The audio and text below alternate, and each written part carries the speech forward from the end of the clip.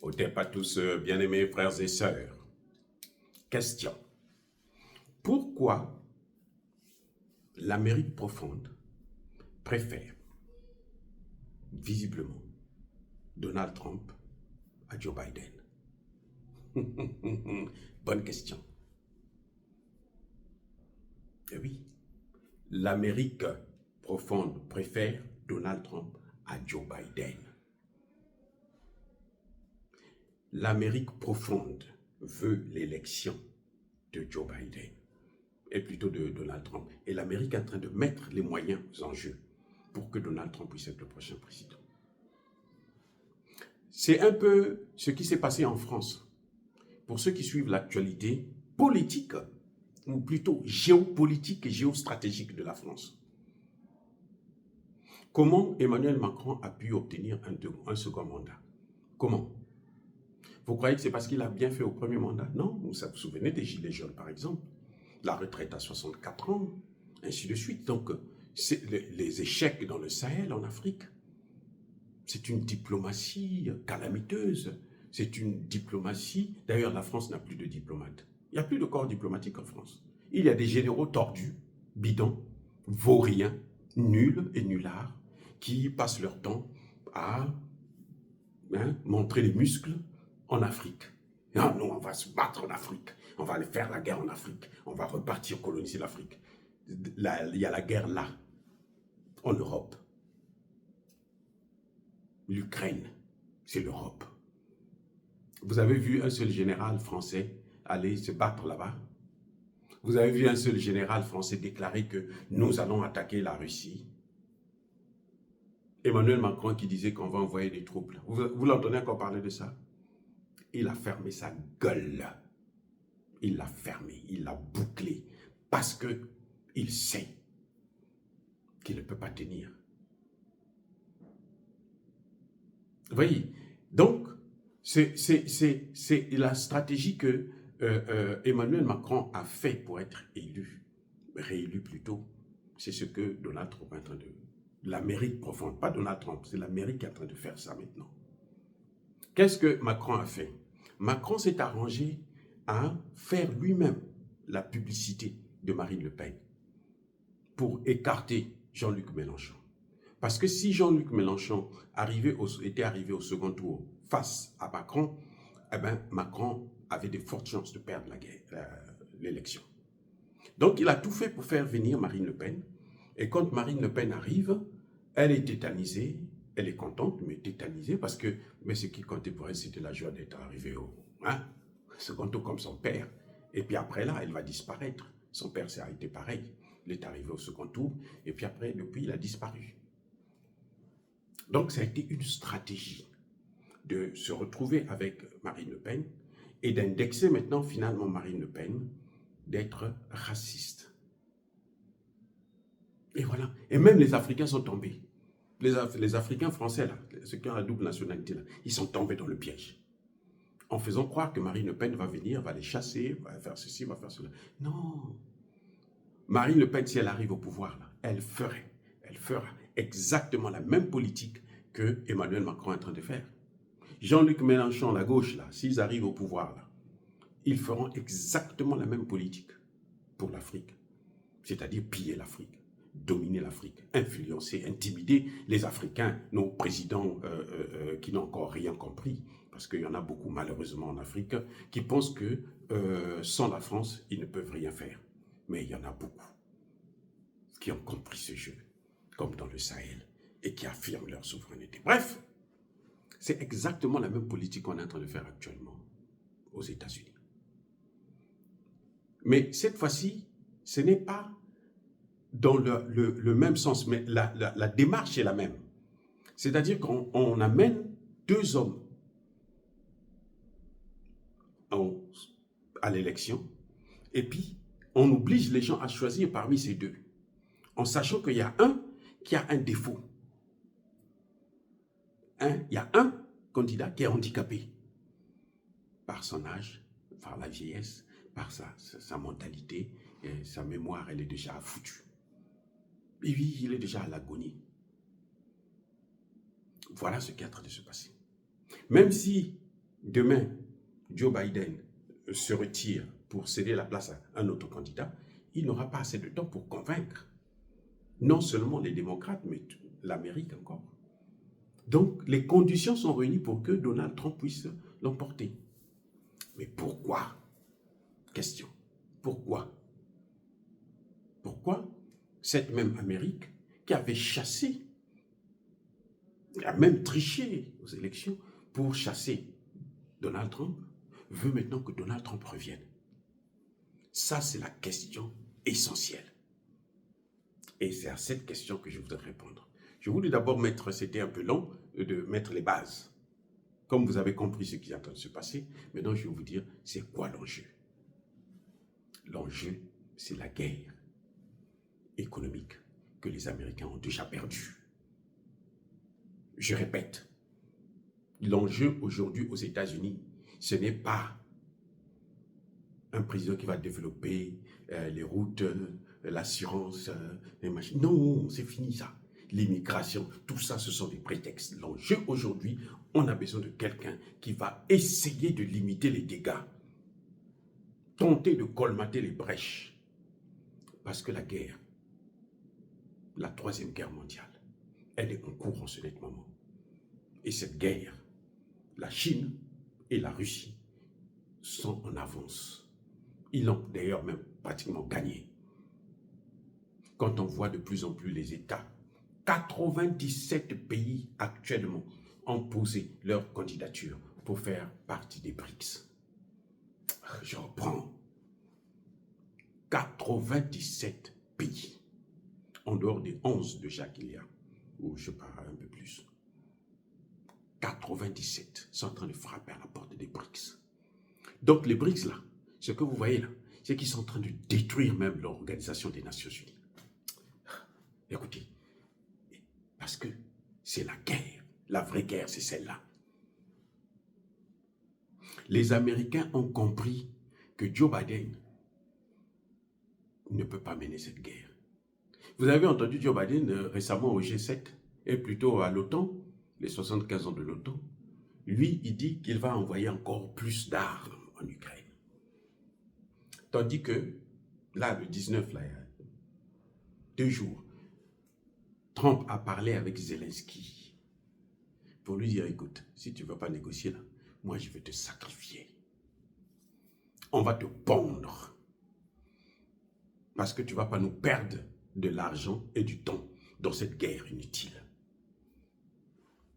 Les amis, est-ce que vous comprenez ce qui est en train de se passer dans le monde? C'est ça. Ce n'est plus la guerre militaire conventionnelle, là. Non. Elle existe aussi. On le voit en Ukraine, on le voit en RDC. Mais la vraie guerre, le vainqueur de la guerre, le vrai vainqueur, c'est celui qui va gagner la guerre économique. Les Américains ont 850 bases militaires dans le monde entier. Donald Trump va réduire cela, va commencer à les fermer une à une, parce que ça ne rapporte rien. Les Chinois l'ont démontré. Maintenant, là, il y a trop de pays qui ont l'arme nucléaire. Donc l'arme nucléaire n'est plus dissuasive, ça ne fait plus peur à quelqu'un. Parce que si l'Amérique se lance dans cette guerre, dans une guerre nucléaire, l'Amérique aussi va disparaître. Est-ce que vous comprenez ce qui est en train de se passer? Ce n'est pas seulement les autres. Donc ils se disent, tant pis, puisque eux ils veulent nous faire disparaître, nous aussi on va les faire disparaître. Et les Américains sont conscients de ça, ils ne vont pas attaquer. Les amis, ils veulent de Donald Trump pour corriger les erreurs de Joe Biden. Joe Biden a misé sur le tout, ce qu'on appelle le tout militaire. On va faire la guerre coûte que coûte. On va détruire les pays, on va détruire les économies, on va dominer le monde. Mais ils n'ont pas d'argent. Ils n'ont plus d'argent. Le dollar, il y a 5 ans, les échanges mondiaux se faisaient au moins 80%, 85, 95% en dollars. C'est-à-dire que les Américains sont là, ils croisent les bras dans leur bureau ovale. Ils croisent les pieds et ils regardent devant un ordinateur. qui est en train de faire une transaction. Oh non, mais il y a le Congo qui est en train de faire une transaction avec la Chine. Ah oui, ok.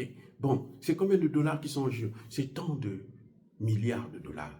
Et bon, notre part, nous, on aura 10%, 15%, 20%. On prend et on s'enrichit. Comme ça seulement en observant. La monnaie qui est utilisée, c'était le dollar. Le système des échanges bancaires, c'est le système SWIFT, qui est américain, contrôlé par les Américains, même si ça se trouve à Genève, c'est un système américain. Voilà la force de l'Amérique. Les Chinois et les Russes ont compris ça. Les Chinois et les Russes ont dit, bon, maintenant ce que nous allons faire, nous allons attaquer le mal à la racine. On va couper cette racine-là. Et c'est ce qu'ils sont en train de faire cyniquement. Parce que les Chinois, ils sont cyniques. Vous avez vu les Chinois dire que non, nous on veut faire la guerre en Ukraine. Non, ils parlent avec Zelensky, sans problème. Mais ils savent que Zelensky, c'est un jouet des Américains. Et ils sont en train de l'écraser à travers la Russie. Et la Russie, qui était la 11e puissance économique mondiale, est aujourd'hui la 4e puissance. Dans moins de 5 ans, la Russie va investir plus que les États-Unis en Afrique. Les États-Unis sont en train d'investir en armes pour dominer les pays africains. Les Russes sont en train d'investir en armes et en argent. Les Chinois sont en train d'investir en argent. Qui va gagner cette guerre? D'après vous, qui peut gagner cette guerre?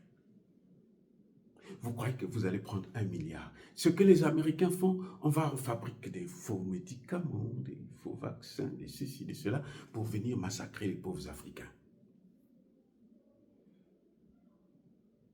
Vous allez faire ça. Mais vous croyez que les gens ne vont jamais comprendre ça? Non. De plus en plus, c'est-à-dire qu'il faut avoir des gens comme les Tshisekedi qui ne comprennent pas. Mais de plus en plus, les pays africains sont en train de comprendre.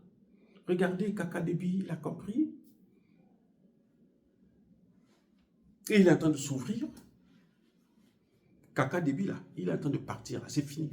Pour l'arrêter, ça va être maintenant très, très, très, très, très difficile.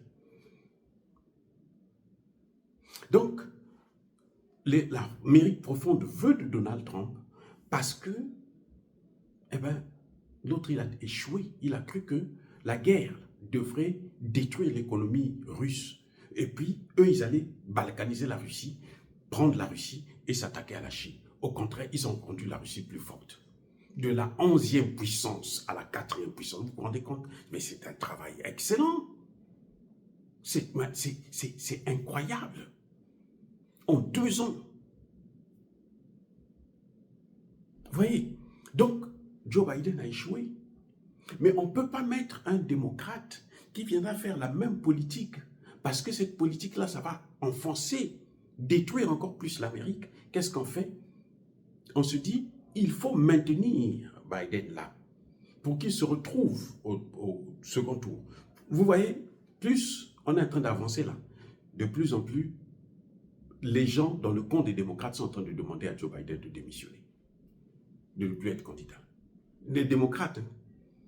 Et Trump ne parle plus de son âge, de sa sénilité. Non, c'est fini de sa perte de mémoire. Trump n'en parle plus. Ce sont les démocrates eux-mêmes qui sont en train d'en parler. Donc, le temps qu'on arrive aux élections, le fruit sera bien mûr. Et Donald Trump va l'emporter. Maintenant, Donald Trump va se tourner vers la guerre économique. C'est pour ça que Donald Trump a dit, moi, si j'arrive, j'arrête la guerre là. Le premier jour même, c'est la guerre là. Donald Trump a fait comprendre à l'Amérique profonde que ce que vous êtes en train de faire là, vous êtes en train de tuer l'Amérique. Vous êtes en train de vous suicider vous-même parce que vous tirez profit si l'Amérique est forte. Mais vous êtes en train de perdre toutes les forces. L'armement ne peut plus régler les problèmes. C'est ça que Donald Trump a fait comprendre. Quand il dit que le plus grand ennemi de l'Amérique, c'est la Chine, ça veut dire quoi? C'est parce que c'est un ennemi économique. Ce n'est pas militaire. Non. Ce n'est pas militaire, c'est économique d'abord. C'est ça le problème. C'est pour ça que les Américains se disent non, il faut que Donald Trump revienne. Parce qu'il a compris quelle est la guerre que nous devrons mener. La guerre de ce 21e siècle-là, elle n'est plus militaire. où elle n'est plus militaire seulement, elle est d'abord économique avant d'être militaire. Vous avez, à cause de la guerre en Ukraine, vous avez vu l'économie allemande est par terre. La France, c'est même pas la peine. Elle va être sous tutelle là. Je vous ai dit ça déjà depuis. Ça fait plus d'un mois que je vous ai dit que la France sera sous tutelle. On est en train d'aller vers cette tutelle. Aujourd'hui, la France est gouvernable. Il n'y a pas une majorité. Donc, c'est impossible d'avoir un gouvernement stable. C'est fini. Tout ça, ça montre qu'ils ont perdu la guerre. Les Français ont misé sur l'Afrique pour frapper les Africains, détruire les économies africaines. Aujourd'hui, les économies africaines sont par terre. Les Africains n'ont plus besoin d'eux. Il n'y a que Tshisekedi qui a besoin de la France. En Afrique, là, il n'y a aucun président africain qui se dit non, nous on va aider la France. Non, c'est Tshisekedi qui pense que la France peut l'aider. Comme il est naïf, il n'est pas allé à l'école. Bon, vous savez, hein, quand on n'a pas l'intelligence, malheureusement on ne peut pas. C'est Dieu qui donne l'intelligence. Ah oui, je vous dis, c'est-à-dire que Trump, actuellement, il n'y a rien qui peut faire à ce qu'il puisse perdre l'élection. Surtout avec cette tentative d'assassinat-là, c'est même pas la peine. Vous savez qui en accuse? On accuse les démocrates d'être derrière cette tentative. Donc, vous voyez, c'est une situation, mais terrible, terrible. La guerre n'est plus militaire. Nous sommes déjà dans la 3e guerre mondiale. La seule personne qui peut essayer de voir comment il faut limiter les dégâts, hein, amortir le choc de la chute de l'Empire américain, c'est Donald Trump. C'est pour ça que vous voyez que tout le monde veut qu'il puisse être président. Mais il faut qu'il ait comme adversaire Joe Biden. C'est pour ça qu'il cherche à maintenir sa candidature. S'il va laisser sa candidature, s'il va abandonner, ça va être malheur. Au moment où on sait que les carottes sont cuites, quel que soit le candidat qu'on va présenter là, il ne pourra pas. Il ne pourra pas relever l'Amérique. Vous voyez, regardez par exemple le Congo démocratique. Les Américains misent sur Kagame, ou comment on appelle ça, Museveni et Ruto, pour occuper l'est du Congo démocratique. Mais les populations qui sont en train de souffrir là, vous voyez qu'ils n'ont pas de mémoire? Même Tshisekedi va payer ça cher. Hein? Et il ne faut pas se croire. Tshisekedi payera ça très très cher. Les opposants que vous voyez qui circulent partout en Europe, là, qui se taisent, qui ne veulent pas dire à Tshisekedi, pour encourager Tshisekedi d'aller vers la Russie, ces populations savent, ils sont conscients que lui, on lui avait dit ceci, il n'a pas voulu. Voilà que nous sommes sacrifiés. Maintenant, c'est notre tour de le faire payer. Ça va arriver. Les amis, on ne joue pas avec la divinité. Ce n'est pas parce que tu vas t'entourer des pasteurs bidons, hein, des escrocs, qui ont des églises, que tu crois que bon, tu iras au paradis. Non. C'est ta responsabilité à toi, ce que Dieu t'a donné. Ta responsabilité, c'est là, fais-la. Tu ne l'assures pas. C'est sur ça qu'on va te juger. Bref, les Américains misent sur l'arme, mais ils n'ont pas d'argent pour développer la RDC. En ce moment, ceux qui sont en train d'investir là, ce sont les Chinois. Ils ont mis 7 milliards pour le développement des infrastructures en RDC. 7 milliards de dollars. Vous voyez, ce que les Américains n'ont jamais fait, ce que les Européens, tous réunis là, ils n'ont jamais fait. Mais qu'est-ce que les populations vont retenir dans 10 ans, dans 15 ans? On va retenir que non, on a eu un président idiot qui est venu nous sacrifier. On lui avait dit d'aller voir les Russes pour nous amener des armes, et puis on fait la guerre, il ne l'a pas fait. Mais ceux qui nous ont donné au moins de quoi se permettre de se déplacer et autres, ce sont les Chinois. Il faut les reconnaître. Ceux qui sont venus, qui ont amené les ennemis pour venir prendre nos terres, ce sont lesquels? Ce sont les Américains. Qu'on le veuille ou non, la population là va se révolter contre les Américains. Et les Américains n'ont pas, le pire, c'est qu'ils n'ont pas les moyens pour investir. Ils n'ont pas l'argent, ils n'ont pas de liquidités. Les Américains eux-mêmes, leur dette, c'est les Chinois qui achètent. Les Chinois en ce moment sont en train de dire non. Les Chinois sont en train de vendre leurs actifs au Trésor américain. Les Chinois sont en train de tout vendre. Vous voyez? Donc, on est passé de près de 95% à près de 42% des échanges internationaux qui se font encore en dollars. Donc on a dépassé, on est au-dessous de la barre de 50%. C'est un coup dur sur le plan économique. C'est un coup dur sur le plan économique. Et c'est ça la vraie guerre que les Chinois sont en train de mener. Ils sont en train de mettre l'Amérique à genoux sur le plan économique avant de l'écraser sur le plan militaire. Parce que les États-Unis n'auront plus les moyens pour financer cette armée. Toutes ces 850 bases militaires, ils vont les fermer eux-mêmes. Ils vont fuir. Comment ils vont se nourrir? Si vous n'avez pas l'argent, vous allez faire quoi? La Chine et la Russie ont compris là où se trouvait la force des États-Unis. Et ils sont en train de taper sur cette force-là. Et quand vous faites tomber les États-Unis, automatiquement, vous écrasez l'Europe. J'ai dit que l'Europe, pour vous, ça va être un marchepied. C'est ce que les Chinois sont en train de faire. Dire cela, c'est inciter à la haine ou à la violence. Non. Il y a ma colère, il y a ma limpe, encore une fois de plus, soyez bénis, abondamment bénis par le Dieu des Kémites et par nos ancêtres angélisés, mais que tous ceux qui persécutent le continent africain le pillent et le déstabilisent, qu'ils soient noirs, blancs, chinois, arabes, juifs, indiens ou qui qu'ils soient punis, maudits, foudroyés, neutralisés, écrasés, effacés par le Dieu des Kémites et par nos ancêtres angélisés. Vive l'Afrique éternelle, j'ai dit et j'assume.